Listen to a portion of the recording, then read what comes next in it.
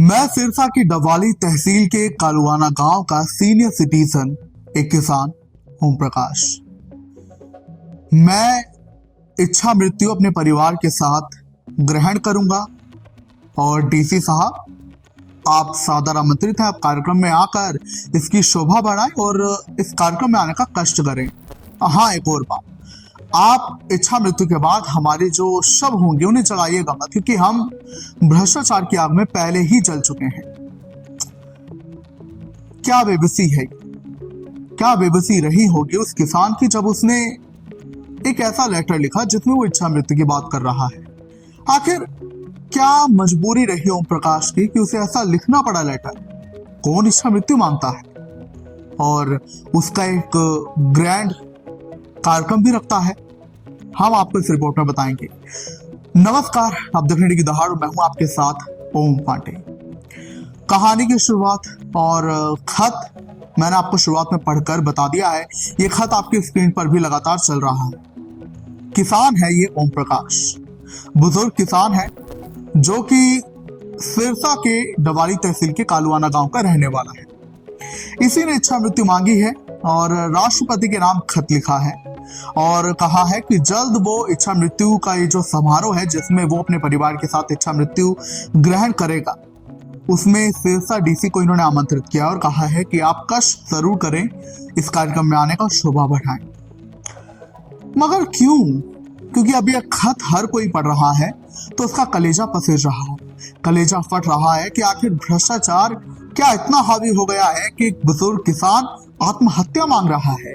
भारत जो कि कृषि प्रधान देश है, वहां एक किसान ही इच्छा मृत्यु मांग रहा है, वो भी परिवार के साथ। इस खत की एक और बात है जो हम आपको बता रहे हैं। किसान ने यह भी कहा है, मैं मेरे बेटे से ये विनती करूंगा कि वो अपने जन्म में, अगले जन्म में कभी भी पुलिस वाला न बने। क्यों? अब हम आपको विस्तृत रूप में बताते हैं। दरअसल ओम प्रकाश ने कहा, खत में ही बताया है कि वो 5 भाई थे और उसके एक भाई ने जमीन बेची तो जो खरीदार था उसने गलत तरीके से रजिस्ट्री करा ली। अब इससे हुआ क्या, जो ओम प्रकाश के हिस्से में जमीन आती थी उसके 3 टुकड़े हो गए और उसने फिर वहां पर ना नाली की जगह छोड़ी और ना ही जाने का रास्ता छोड़ा, जिससे ओम प्रकाश अपने ही खेत में नहीं जा पा रहा था। परेशान वो जब वो पुलिस के पास गया, उसने नायब तहसीलदार से, कानूनगो से, पटवारी से इस मामले की शिकायत की तो ओम प्रकाश ने आरोप लगाया कि इन्होंने खरीदार का हिस्सा दिया, यानी कि ये भ्रष्टाचार में लिप्त हो गए और इन्होंने मेरी सुनवाई नहीं की। मैं तड़पता रहा, एक किसान के लिए उसकी खेती, उसकी जमीन ही सब कुछ होता है और मैं अपने ही खेत में जा नहीं पा रहा था, ना वहां नाली का रास्ता ना वहां जाने का रास्ता, और ये खरीदार मुझ पर लगातार धमकियां बरसाए जा रहा था, मुझ पर दबाव बनाए जा रहा था।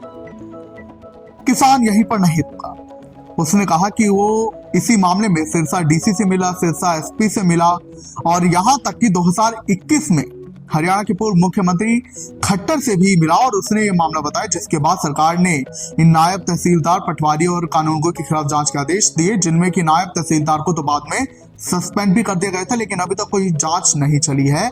और तभी इस किसान ने कहा है कि बस अब सब्र का बांध टूट गया है, बहुत सुनवाई देख ली, बहुत सुनवाई करवा ली, लेकिन कुछ हल नहीं निकल रहा है, ना ही कोई सख्त कार्रवाई हो रही है और वहीं पर वो जो खरीदार है वो लगातार मुझे धमकी दे जा रहा है।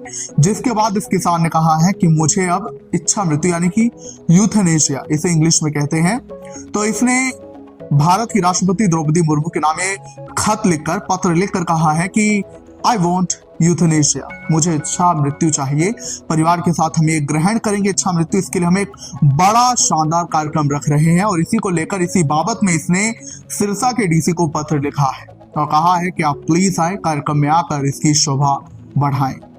देखिए ना कितनी बेबसी है।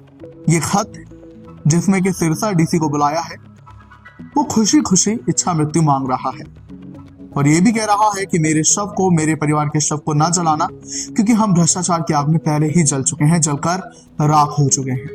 क्या बेबसी है, कितना दुख है और क्या ये भ्रष्टाचार है।